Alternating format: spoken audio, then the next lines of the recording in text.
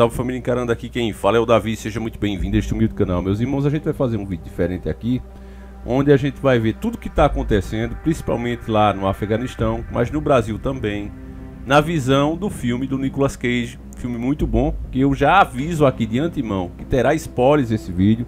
A gente vai analisar o filme do começo ao fim, eu vou colocar só o áudio, pra gente não ter problemas com direitos autorais, e a gente vai tentar explicar o que acontece com o que é dito no filme, pois para muitos de nós que estamos despertos, é nos filmes, é na ficção que os donos do mundo falam o que eles realmente querem fazer, o que eles pretendem fazer e como eles enxergam as pessoas e o mundo. E esse filme é altamente revelador. É um filme muito bom, que não tem talvez o sucesso merecido, até porque o gado prefere as coisas quanto mais fantasiosas, melhores, né? Você pega o primeiro Velozes e Furiosos, por exemplo, e compara com esses últimos, parece uma equipe de super-heróis. Mas vamos dar uma resumida aqui. Você sabe lá que o pessoal está em fuga no Afeganistão, as aeronaves buscando os cidadãos lá, que estão literalmente desesperados tentando sair do país. E a terra do tio Sam, que estava lá até hoje, se metendo na vida pessoal dos caras, simplesmente lavou as mãos. O máximo que está oferecendo ali é uma saída mais próxima. E por que eles fazem isso? Será que existe algum interesse? Olha, eu vou só dizer uma coisa para você, tá certo? Só isso, não vou afirmar nada aqui, até porque não posso. Mas escuta, o Afeganistão tem vastas reservas de ouro, platina, prata, cobre, ferro, cromita, lítio, urânio e alumínio, esmeraldas, rubis, safiras, turquesas e lápis lazuli de alta qualidade do país. Essas pedras preciosas há muito encantam o mercado internacional. Inclusive o USGS, por meio de sua extensa pesquisa científica de minerais, concluiu que o Afeganistão pode conter 60 milhões de toneladas métricas de cobre, 2,2 bilhões de toneladas de minério de ferro, 1,4 milhão de toneladas de elementos de terras raras, RIs, como lantânio, cério, neodímio e véios de alumínio, ouro, prata, zinco, mercúrio e lítio. E isso aqui é só o resumo.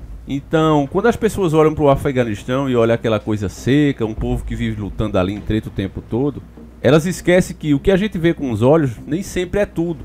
No caso do Afeganistão, o que a gente não pode ver é o verdadeiro valor. Talvez não seja uma terra muito boa para você morar, mas é uma terra muito rica. E Dr. Enéas já nos explicou por que é que o povo de uma nação é tão perseguido e atacado. É justamente porque ele é o legítimo dono. Então, se você tem interesse em alguma coisa que é deles, você precisa dar um jeito nessa população. Que tal oferecer um suposto lugar melhor para elas morar? Você vai ser visto por toda a comunidade internacional como bonzinho, já que esse suposto melhor lugar para morar é tido como o melhor que pode existir para você, cidadão comum, né? Morar nos Estados Unidos, já pensou? Olha, nossa, é o sonho da maioria. Só que as pessoas esquecem que a cultura daquelas pessoas não é a mesma deles. E um povo sem cultura não é nada. E o que a gente considera bom, às vezes não é bom para o vizinho. E o que o vizinho gosta, e na sua terra era o que era normal, lá não é. Então isso nada mais é do que o fim de um povo, já que ele terá que se adaptar agora, principalmente chegando como estrangeiros, na nova terra. Então o sistema mata dois coelhos com uma só cajadada. Fica de bem com o mundo todo, enquanto lucra e se apodera das riquezas que eram dos seus legítimos donos, que antes não queriam sair dali, uns porque gostavam do lugar. Enfim, o motivo de cada família é como nós aqui. A pessoa às vezes não quer vender sua casa porque foi do avô, foi do pai, etc. Gosta do lugar. Como fazer esse povo sair, sendo que eles são os legítimos donos? A resposta é caos. E o último vídeo que a gente fez sobre esse assunto, o avião que cospe gente, está no ar, depois assista, nós mostramos uma realidade e fizemos um questionamento. Quem paga, quem fornece essas armas caríssimas a um povo tão pobre? Bom, é nessa hora que o Nicolas Cage, de forma irreal, de forma fantasiosa, vai nos dar uma explicação. Vamos ouvir. Mas eu não era o único garoto local se dando bem.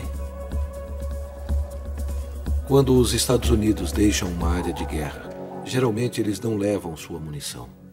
Custaria mais levá-la de volta do que comprar um estoque novo. Eu tinha habilidade para as línguas, mas logo eu descobri que a melhor língua são os dólares, dinares, dracmas, rublos, rúpias e as malditas libras esterlinas. É claro, o exército dos Estados Unidos recebia uma parte. Os salários do exército na década de 80 não eram melhores do que são agora. E alguns dos oficiais, como o tenente-coronel Southern, precisavam levar dinheiro para suas próprias guerras particulares. Prazer em conhecê-lo. É, meus irmãos, fantasia pura.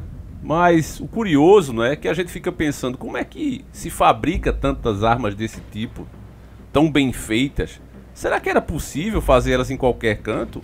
Ou apenas algumas potências são capazes de fazer com tamanha precisão, não é? Será que esse pessoal realmente tinha dinheiro? Não é um pessoal, como eu já falei no outro vídeo, sem profissão, um pessoal que a gente não vê produzindo nada, o cara cavando a terra para ver se encontra algo para beber e do lado um fuzil de 10 mil dólares. Estranho, não é? Como é que eles conseguem grana para comprar essas coisas? E de quem eles compram? Era bom o povo se perguntar sobre isso. Vamos continuar vendo mais fantasia. Eu fornecia a qualquer exército, com exceção do exército da salvação. Eu vendia Uzis de fabricação israelense para os muçulmanos. Vendia balas fabricadas pelos comunistas aos fascistas. Eu até enviei uma carga para o Afeganistão enquanto eles ainda estavam lutando contra os meus amigos soviéticos. Eu nunca vendi para o Osama Bin Laden. Não por questões morais. Naquela época, os chefes dele sempre voltavam. Você vê que essa situação de treta é uma situação ilógica. Os caras compram uma coisa fabricada pelo seu próprio inimigo e a usam contra outros inimigos. É muita loucura, meus irmãos. Mas o finalzinho aí é o mais interessante, né? Dizendo lá que o Osama tinha patrões. E quem seriam esses patrões? O pessoal que pagava, que fornecia esse tipo de coisa a ele. Essa é a pergunta que deveria ser feita. Mas o povo não está interessado. Preferem mais apontar, esse é o malzinho e esse é o bonzinho. Só que o que os despertos já sabem é que muitas vezes o malzinho e o bonzinho são amiguinhos. E no final das contas, ambos são usados. Esse aqui é um fato. A prova disso a gente vê o tempo todo na nossa política. O bonzinho de hoje se torna o mal de amanhã. E o que era mal ontem se torna o bom de depois de amanhã. Por que será que isso acontece, meus irmãos? Continuando. O fim da Guerra Fria foi o começo da era mais quente da venda de armas. O bazar das armas estava aberto. Mísseis guiados, mísseis não guiados, morteiros, minas, transportadores de tropas blindados, divisões inteiras de tanques. Eu consegui até um esquadrão de helicópteros de combate. As máquinas de combate mais sofisticadas, construídas para uma guerra com a América que nunca aconteceu.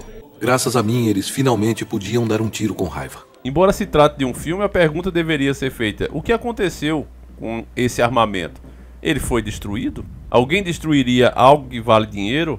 Outra pergunta ainda mais contundente: as pessoas que fabricaram, as empresas que fabricam esse armamento, pararam de existir? Pararam de fabricar? Se a resposta você já sabe que sim, isso tudo continua existindo e não foi destruído, e continua a ser fabricado, então quem está pagando por elas e para quem elas estão indo? Porque não está na nossa mão, não está na mão do trabalhador, do cidadão de bem. Está indo para a mão de quem? E para quê?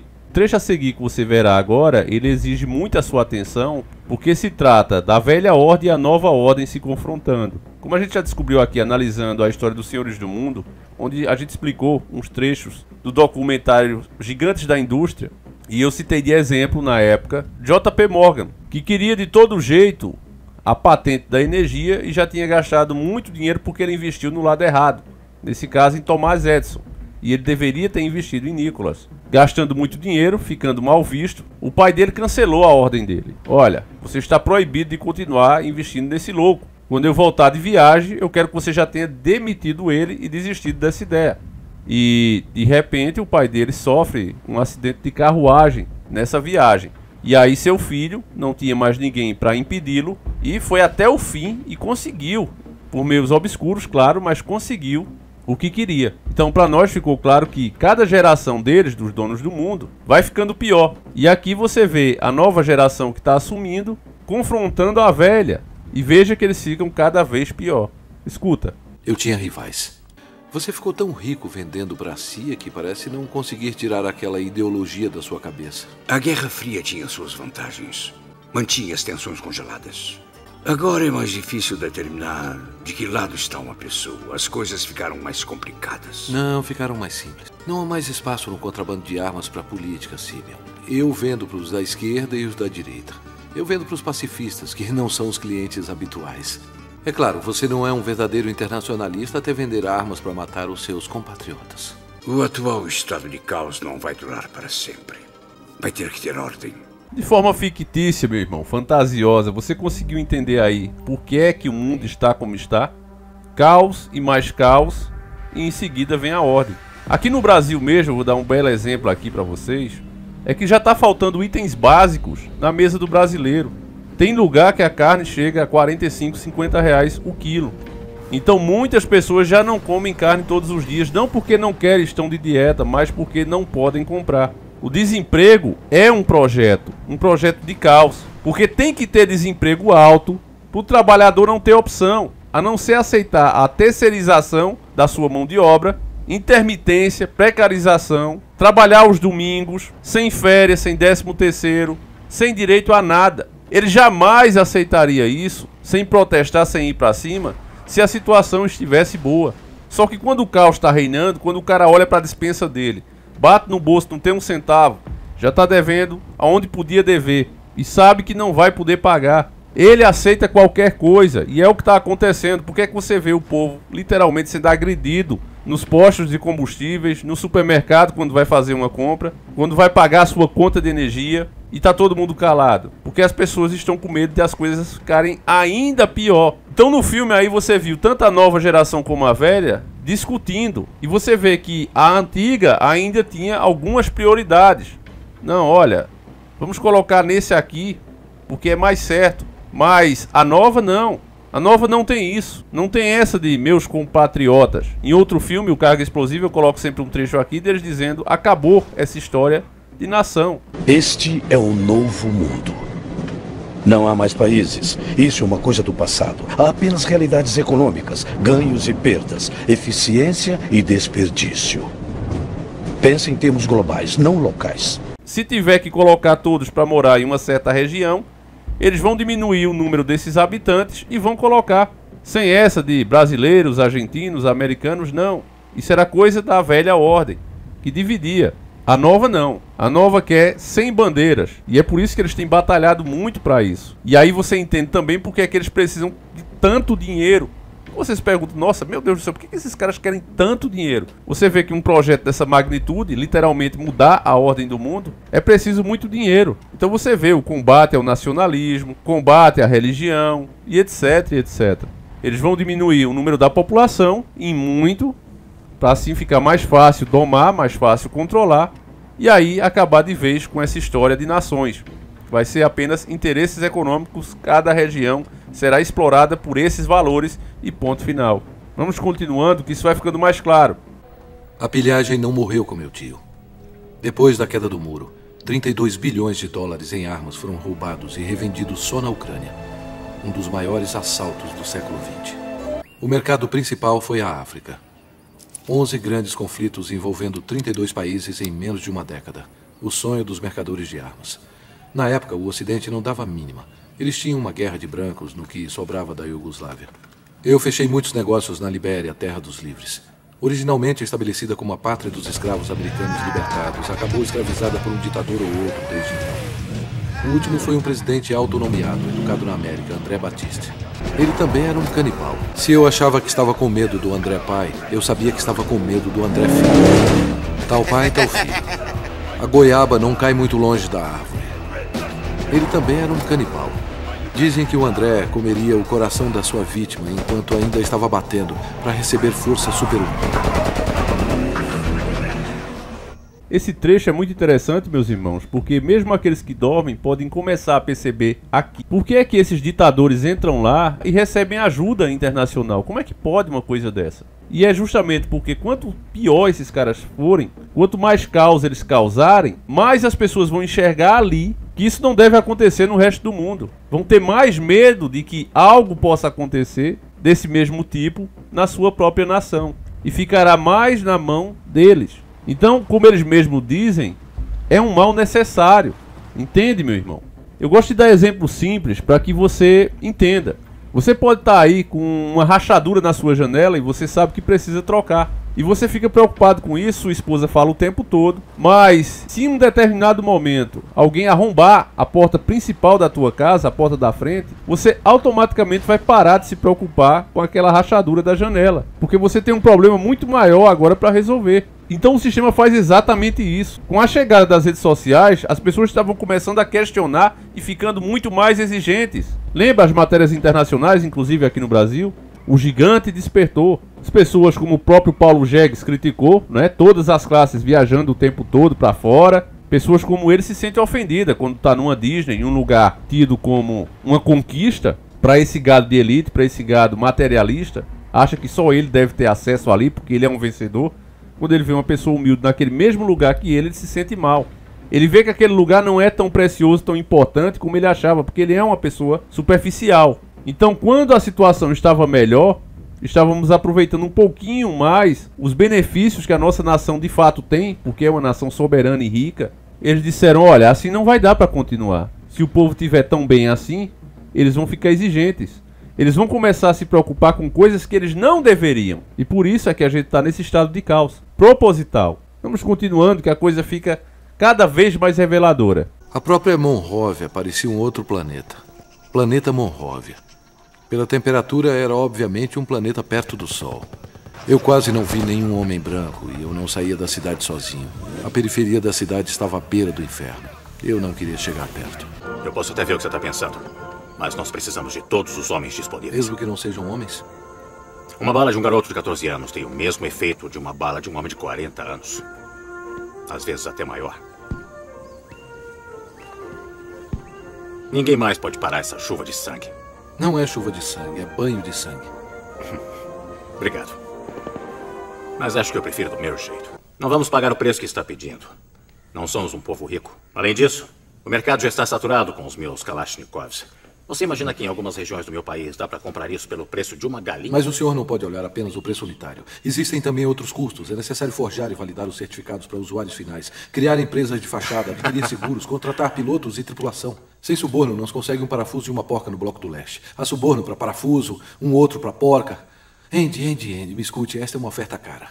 Acho que eu vou pagar em madeira ou diamantes. Eu vou aceitar os diamantes. É meio difícil colocar uma árvore na minha mala de mão. Eu sei que você está planejando uma nova ofensiva. Se adiar uma semana, eu posso fornecer transportes de tropas blindados. Eles reduzem muito suas baixas e daria uma grande vantagem estratégica. Sabe que eu sou chamado de Senhor Guerra? Mas eu acho que esse é você. Não é Senhor Guerra, é Senhor da Guerra. Obrigado, mas eu prefiro do meu jeito. Diamantes de guerra são a moeda comum na África Central e são chamados também diamantes de sangue, pois a carnificina é o que eles geralmente financiam. Até o fim da década de 90, minha riqueza tinha chegado ao nível das minhas mentiras sobre a minha riqueza e até além delas. Eu podia até me permitir me tornar um patrocinador das artes. Bom, dessa parte aqui, ela é muito interessante, mas eu destaco dois pontos principais. A primeira, que você vê a burrice desses ditadores. São pessoas extremamente violentas e que estão ali simplesmente porque são idiotas realmente úteis para o sistema naquele momento. E muitas vezes, os dois lados que estão ali se enfrentando, usando todo o recurso da sua nação, como esses diamantes de sangue, né? Apelidados assim, inclusive na mídia internacional. Depois você faça uma pesquisa, diamantes de sangue, procure aí. É muito citado, porque é uma riqueza que o país deles tem com abundância. Mas esses próprios ditadores que começam ali a se enfrentar, os dois regimes, 3, 4, eles usam tudo o que podem para adquirir essas armas, que são compradas a quem você já está vendo aqui. Eu não vou citar, mas você está vendo quem vende. Em vez de usarem para melhorar a sua infraestrutura, conseguirem recursos para suas nações, não. Eles usam para literalmente tirar a vida do seu próximo. São instigados a se odiarem cada vez mais e com isso o próprio sistema lucra vendendo a ambas as partes. Entende, irmãos, como é terrível isso? E o mais curioso, não é? É que justamente os que fazem isso fazem questão de serem vistos como boas pessoas pela sociedade. O Rockefeller, por exemplo, John Rockefeller, é considerado até hoje e admirado, elogiado, ganha documentários pela sua filantropia. Não, vou doar, vou fazer grandes doações, vou investir em arte, vou investir em cultura. Só que por debaixo dos panos, gente como ele é responsável justamente pelo caos que impera no mundo, pela fome de diversas, milhares de pessoas.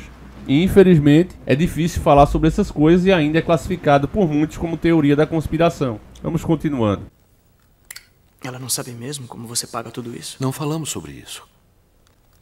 Quantos vendedores de cigarros falam sobre seu trabalho, hã? Quantos vendedores de cigarros? E esses produtos matam mais pessoas a cada ano do que os meus. Pelo menos o meu tem trava de segurança.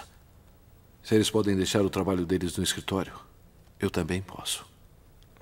Graças a Deus ainda existem formas legais de explorar os países em desenvolvimento. Mas o único problema com o dinheiro honesto é que é tão difícil de se ganhar. As margens são muito baixas, muitas pessoas fazendo isso. Mesmo assim, eu tinha prometido a Ava.